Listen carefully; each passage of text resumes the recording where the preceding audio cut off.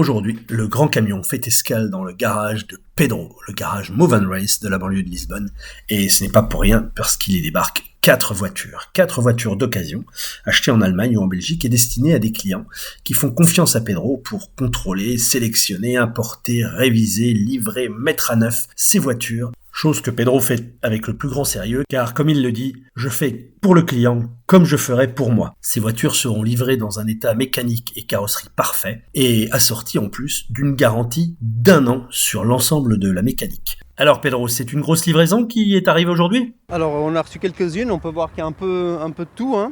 Petite Renault Clio, là on est sur un véhicule à moins de 10 000 €, moins de 100 000 km, c'est un diesel. À côté, on peut avoir une Audi A7. Là, on est sur un véhicule à 42 000 € prix client. Donc, c'est un 3 litres V6 de 300 chevaux en diesel. Donc, ce qui explique aussi, c'est la taxe. Là, on paye un peu plus de taxes parce que c'est un 3 litres. Après, on a une voiture un peu plus sportive, donc une Porsche, une 4S 911. Aussi une voiture moins de 100 000 km. On est sur un prix à peu près de 80 000 € en prix de vente client. Et une petite mini cabrio. Là, on est sur un véhicule à 11 000 €. On est moins cher de 10 à 25%. C'est-à-dire que la petite Clio, on est grosso modo 15% moins cher que le marché portugais. Et surtout, on sait d'où elle vient, on a le carnet de service, tout est suivi. Donc une voiture de qualité, on peut voir l'état. D'ailleurs, c'est intéressant de voir comment elles arrivent. Donc ça veut dire qu'aujourd'hui, elles vont être livrées cet après-midi, ces voitures ? Non, pas encore. C'est-à-dire que là, comme vous pouvez voir, la Porsche, par exemple, on a un exemple ici. J'ai quand même la peinture du pare-choc à refaire.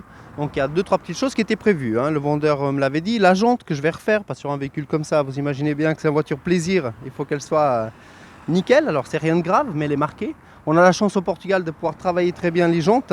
On est reconnu pour ça d'ailleurs, dans le nord du Portugal. Ils vous refont les jantes, mais comme neuves.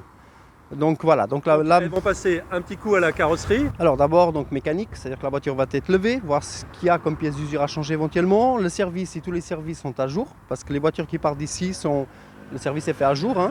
Après ça, on va attaquer l'inspection B. Donc là, c'est une espèce de contrôle technique un peu plus poussé quand on importe un véhicule au Portugal. Ah oui, parce qu'après, il y a toutes les démarches d'importation. Il y a toutes les démarches. Alors sur certains véhicules, on a déjà pu anticiper. C'est-à-dire par exemple la Clio, la Mini, j'ai déjà les numéros d'homologation parce que les vendeurs m'avaient envoyé le certificat de conformité, les cartes grises, donc j'ai anticipé avec ça. Si tout se passe bien, fin de semaine, elle est livrée au client. On est mercredi aujourd'hui, donc d'ici vendredi, elle sera prête. Par contre, la Porsche, on est sur des véhicules un peu plus spéciaux. La Porsche et la Audi A7, le fait que ça soit un 3 litres, il n'y en a pas eu beaucoup de vendus au Portugal, donc il n'y a pas de numéro d'homologation nationale. Donc là, je vais devoir faire des démarches auprès du représentant Audi et Porsche qui vont me remplir le modèle 9, qui est une espèce de feuille d'homologation pour le véhicule, où là, on va contrôler la plaque constructeur, les émissions de CO2, la cylindrée, la puissance, et ils vont créer un numéro exprès pour ces voitures-là. On prend l'exemple de la Porsche. Cette Porsche de cette année, il n'y en a pas eu d'importée au Portugal. Donc, même si elle avait un certificat de conformité européen, il n'y a pas de numéro d'homologation nationale. Donc, du coup, on va devoir le créer. Donc, ça va peut-être retarder la livraison ça va pas retarder la livraison, c'est prévu comme ça. Ça va prendre une dizaine de jours à pouvoir la plaquer en plaque portugaise. Et c'est vous qui vous occupez de Alors toutes nous, ces démarches ? on s'occupe de tout. Le contrôle technique, la vidange, enfin l'entretien, la mise à neuf de la carrosserie. Complètement. Et en fait, la voiture, elle est livrée comme neuve. Comme neuve. Alors ça, c'est super important. Comme vous le savez, on est dans un garage à passion. Et j'ai beaucoup de clients qui sont, comme vous pouvez voir, ça, c'est des voitures vraiment de passion. Et là, on va peut-être encore plus loin. C'est-à-dire qu'il faut que la personne, quand elle prend livraison de son véhicule, j'ai envie qu'il ait les étoiles dans les yeux. Et pour ça, il ne faut pas qu'il y ait une marque, une raye ou quoi que ce soit. Eh bien, merci Pedro, bon merci travail à vous. pour préparer ces voitures. Oui, merci. La French Radio. Portugal.